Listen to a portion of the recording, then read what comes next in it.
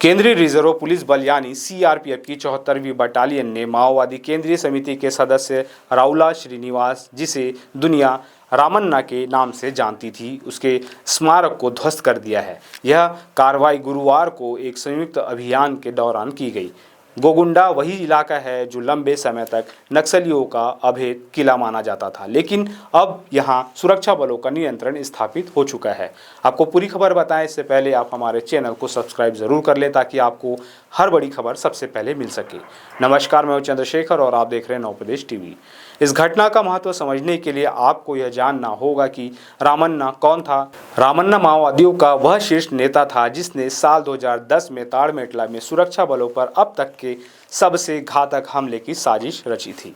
उस हमले में सीआरपीएफ के 76 जवान शहीद हुए थे। इतना ही नहीं, 2013 में झीरम घाटी में हुए हमले का मास्टरमाइंड भी वही था, जिसमें कांग्रेस के शीर्ष नेतृत्व सहित 28 लोगों की जान गई थी।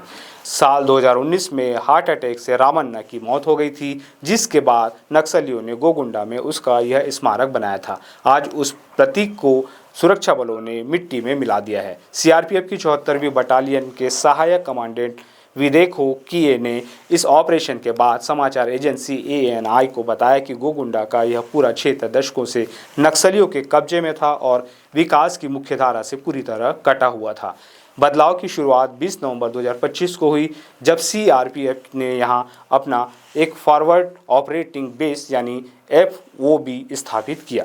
इस बेस के बनने के बाद सुरक्षा बलों ने इलाके में अपनी पकड़ मजबूत की, जिससे नक्सलियों का प्रभाव धीरे धीरे खत्म होने लगा। जमीनी स्तर पर बदलाव अब दिखने लगा है। सुरक्षा बलों का काम अब केवल ऑपरेशन तक सीमित नहीं है। सहायक कमांडर के अनुसार प्रशासन और सुरक्षा बल मिलकर अब यहां पुनर्वास और बुनियादी सुविधाओं पर काम कर रहे हैं।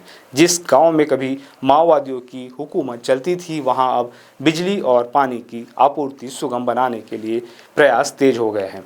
स्कूल की इमारतें और हेलीपैड लगभग बनकर तैयार है, जो बताता है कि सरकार अब इस इलाके को दोबारा नक्सलियों के हाथ में जाने देने के मूड में नहीं है।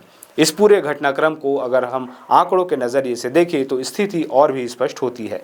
केंद्रीय गृह मंत्री नित्यानंद राय ने हाल ही में संसद में जो आंकड़े पेश किए, वे वामपंथी उग्रवाद के खात्मे की ओर इशारा करते हैं। मंत्री के मुताबिक 2010 की तुलना में वामपंथी उग्रवाद की हिंसा में 88% की भारी कमी आई है। 2010 में जहां हिंसा की 1936 घटनाएं दर्ज की गई थी, वहीं 2025 में यह आंकड़ा घटकर मात्र 234 रह गया है।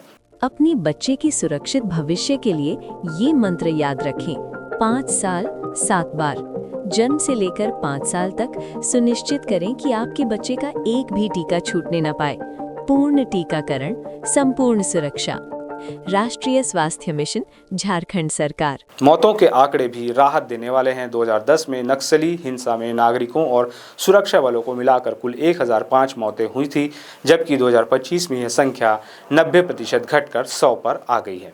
सुरक्षा बलों की कार्रवाई में तेजी आई है। आंकड़ों के अनुसार साल 2025 में सुरक्षा बलों ने 364 नक्सलियों को मार गिराया, 1022 को गिरफ्तार किया और 2337 को आत्मसमर्पण करने में मदद की। यह एक साल में माओवादी नेटवर्क को दिया गया बहुत बड़ा झटका है। नित्यानंद राय ने एक महत्वपूर्ण जानकारी यह दी है कि अब देश में वामपंथी उग्रवाद केवल 8 जिलों तक ही सीमित नहीं रह गया है।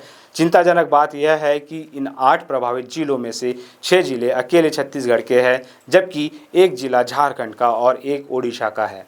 सरकार ने 31 मार्च 2026 तक देश से वामपंथी उग्रवाद को पूरी तरह खत्म करने का लक्ष्य रखा है। गोगुंडा में रामन्ना के स्मारक का ध्वस्त होना और सुकमा के अंदरूनी इलाकों में फॉरवर्ड बेस का बनना